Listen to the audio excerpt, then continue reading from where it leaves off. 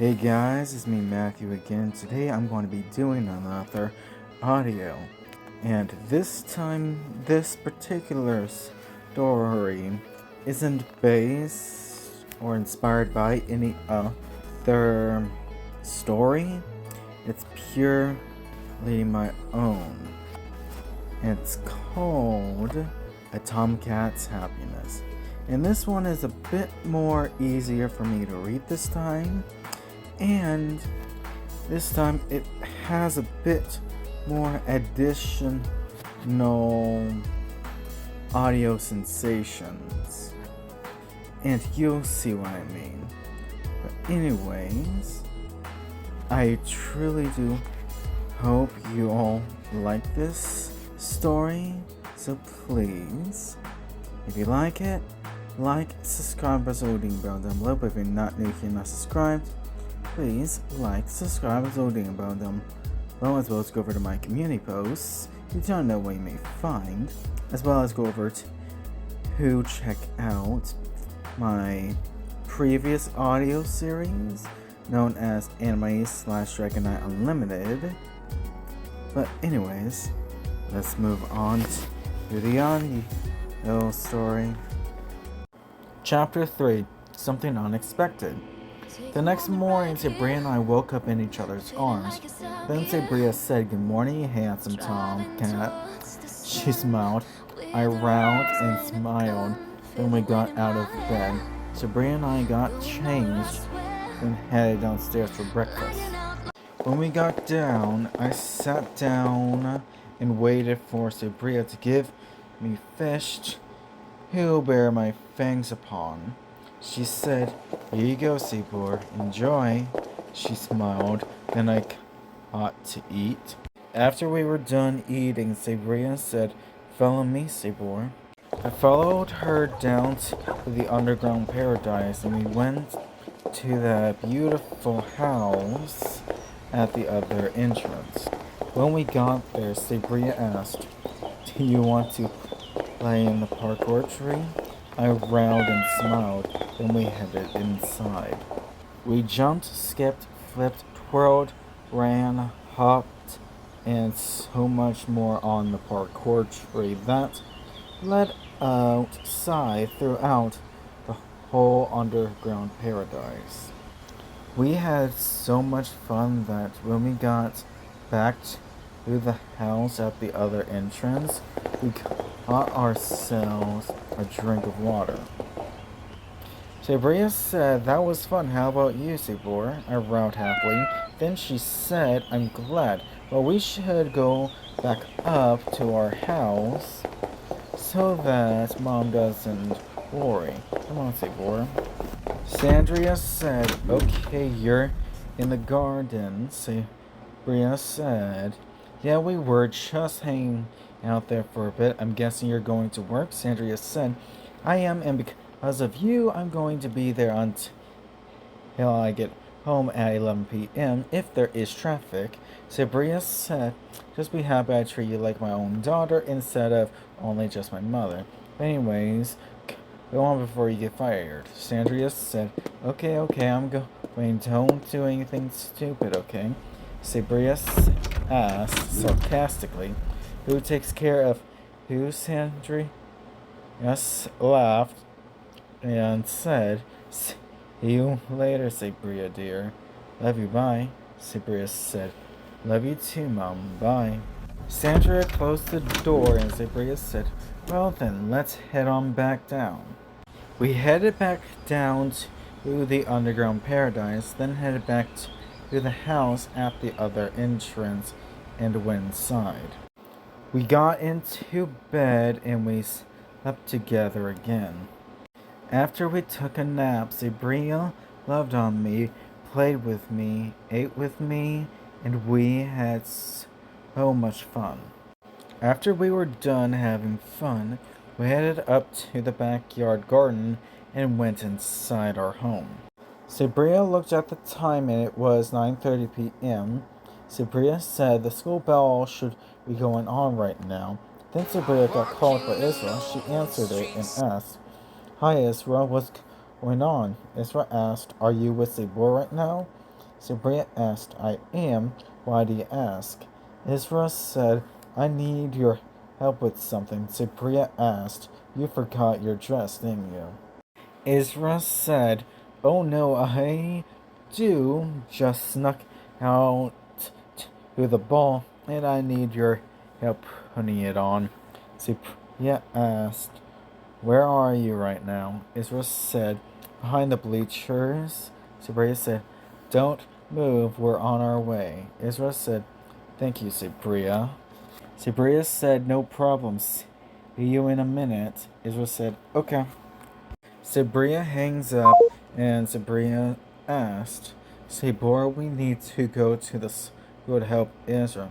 Come on, let's go. She smiled. We ran out of the house and ran to the bleachers in 1 minute. Then Sabria called out, Ezra, where are you? We heard a voice saying, I'm here, Sabria. We saw Ezra in a beautiful purple, black, and white dress. That didn't look right, Sabria said with a concerned smirk. Girl, come here and let me fix this. Ezra said, thank you, Sabria. She said, not knowing what to do. After a minute, Ezra's dress was fixed and she looked perfect in it. Ezra asked, so how does it look? She slowly rolled around. Sabria said, you look beautiful, Ezra. Your dress is perfect for you in every way. She smiled. Ezra smiled happily, then said, I'm happy to hear that. And what do you think, Sabor? I purred passionately and growled in approval. Ezra said, thank you, Sabor. She laughed and said, well then, thank you for helping me. Sabria, I owe you one. Sabria said, track members don't keep score on what people owe them. We keep track on how fast we are and how fast we can get. Ezra's hedge carefully. Okay, well, anyways, I'm going to have fun. You two enjoy yourselves. Sabria said, we will. Ezra waved behind her and Sabria said, okay, Sabor, she heard a faint whisper in the background. Then whispered, Sabor, do you hear that? I listened closely and heard a guy saying, I heard a little girl and her pet vampire are going to this school. Like that one teacher 4 years ago who hid her vampire child from us before we killed her for mating with a vampire and for hiding her child as well. I thought to myself, 4 years ago? They were here 4 years ago. The teacher they're talking about, could they be talking about my mother? If so, then I'm going to kill them all.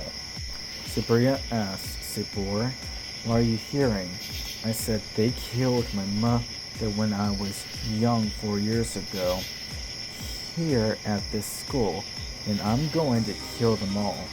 So please, stay here. I don't want you getting hurt. Sabria said, no, I want to help you, Sabor.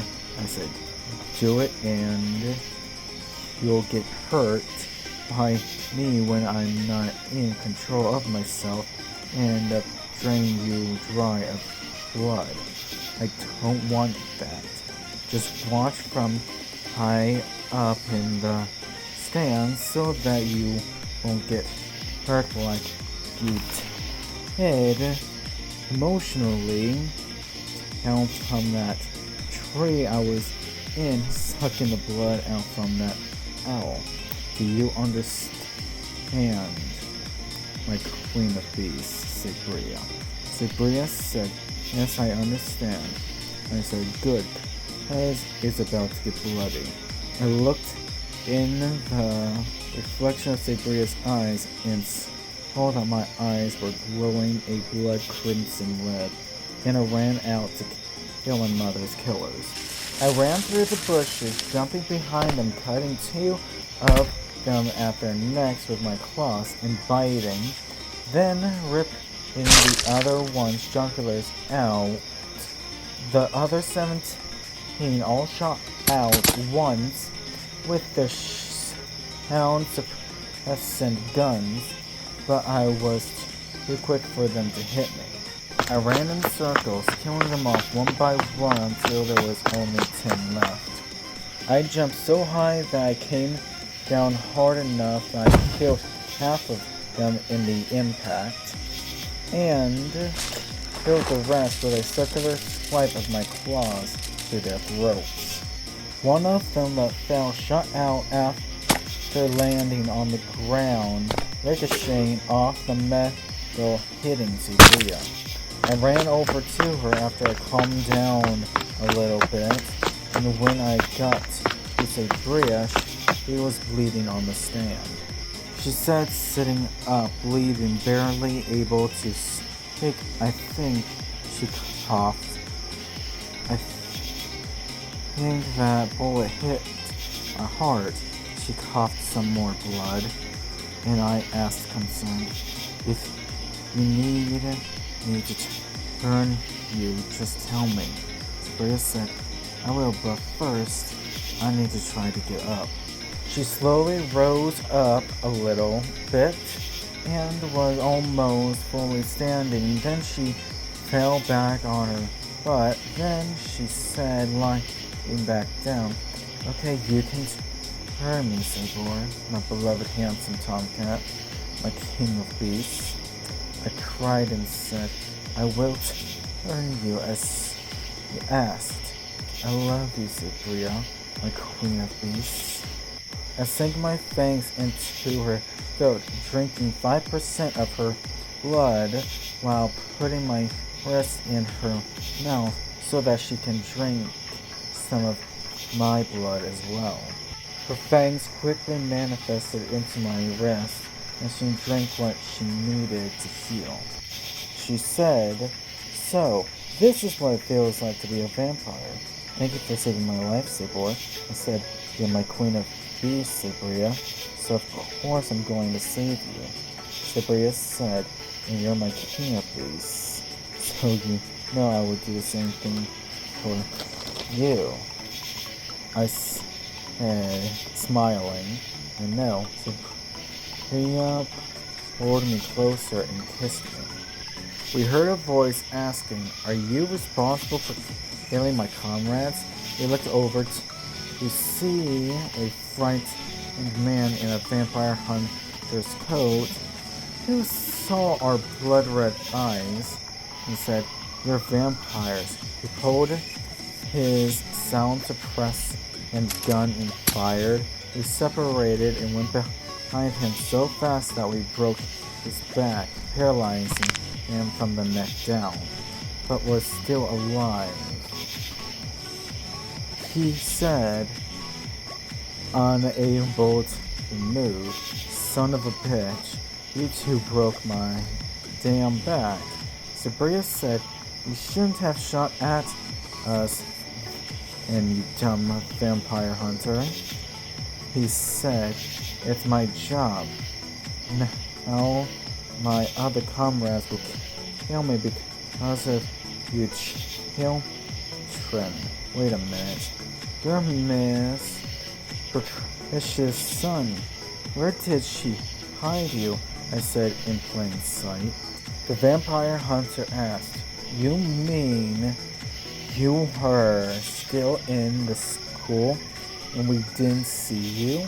I said, indeed, yet that day is the day I began having memories, though I don't know how, but I somehow got outside without a scratch.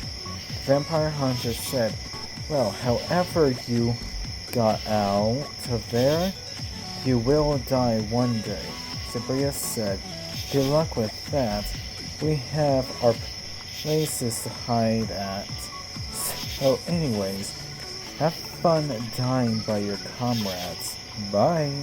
We walked off and the vampire hunter was yelling his mouth off until we heard him drop. We turned around and saw his comrades running at us, so we ran triple time. We ran too fast for them to catch up, and so we ran to the front and went down into the underground paradise at the original entrance. When we got down there and Cyprian turned on the lights, she asked, "I'm sorry about your mother's boy. She was my favorite middle school teacher." I asked, "What was she like?" Cyprian said, "She was smart, kind, loving, but get on her bad side, she'd turn you into her errand boy or girl, or something far worse, but nothing too extreme. She was beautiful, smelled nice. I even asked her what perfume she used. I said, 'No wonder you smelled like her.'" Cyprian asked, "Is that what caught your attention with me? Was because I smelled like your mother?" I said, "Yeah, it was, but anyways, please continue." Cyprian said he could be playful with us when playing a game that he always won at. She laughed. We rarely got to win against her, but he always made a comeback after one loss. From time to time, he'd have us love on her and had us give her a hug just to cheer her up. I always loved that about her. Though now that I'm seeing it, you do look like her, act similar to her, and most of all, you've got the same birthheart she had. She'd be proud of how wonderful you had turned out to be, even if you'd scare her from time to time with that vampire side of yours. But that's just your charm. Plus, cats and vampires are quite similar.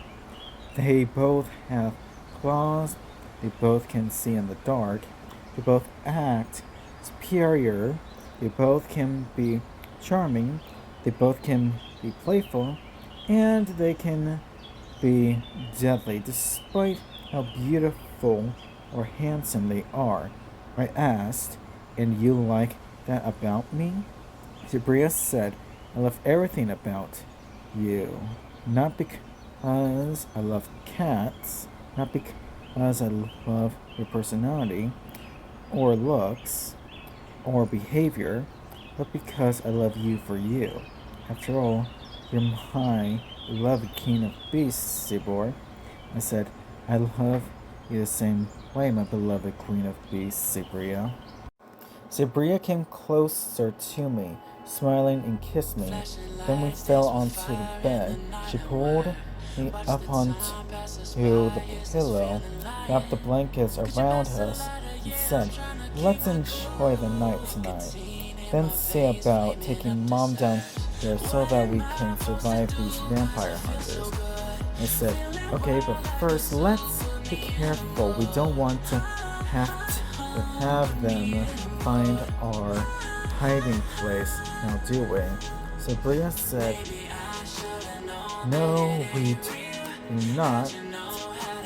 Now then, let's have some fun before we fall asleep tonight." The next morning, we woke up in each other's arms and got changed. I ate fish like always, but Cyprian had the same thing and drank the fish's blood before eating them as well.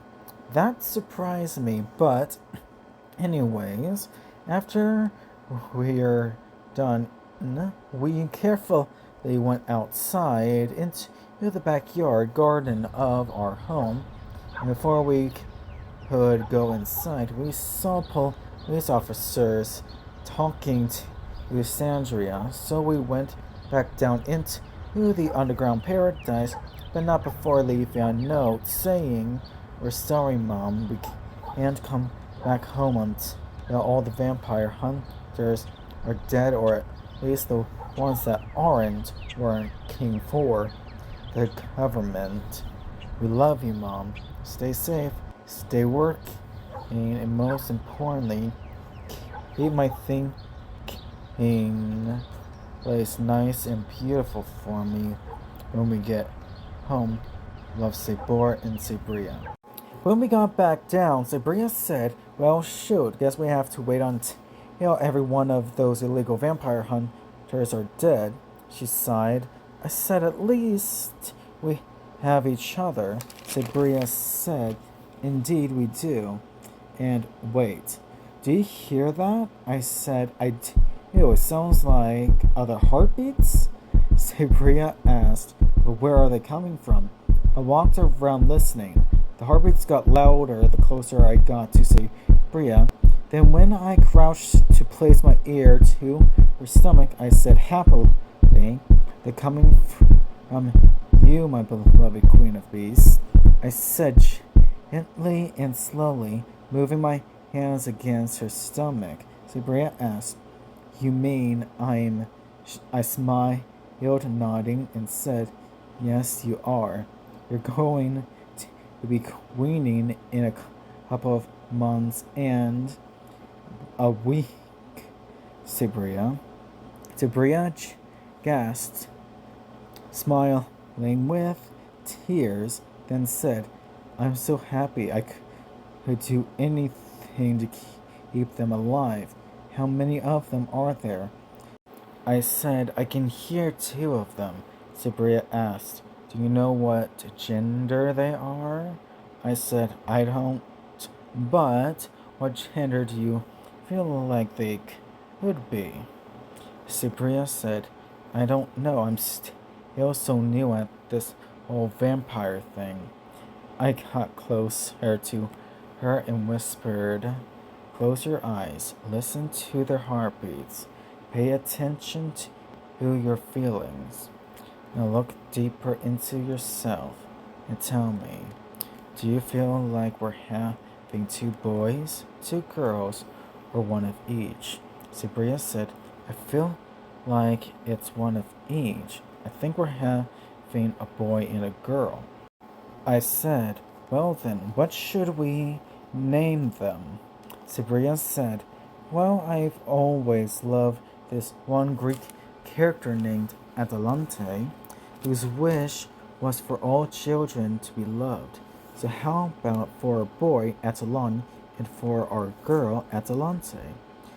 Then, as for their middle names, how about Love Child, or if somebody is talking about both of them, then Loved Children.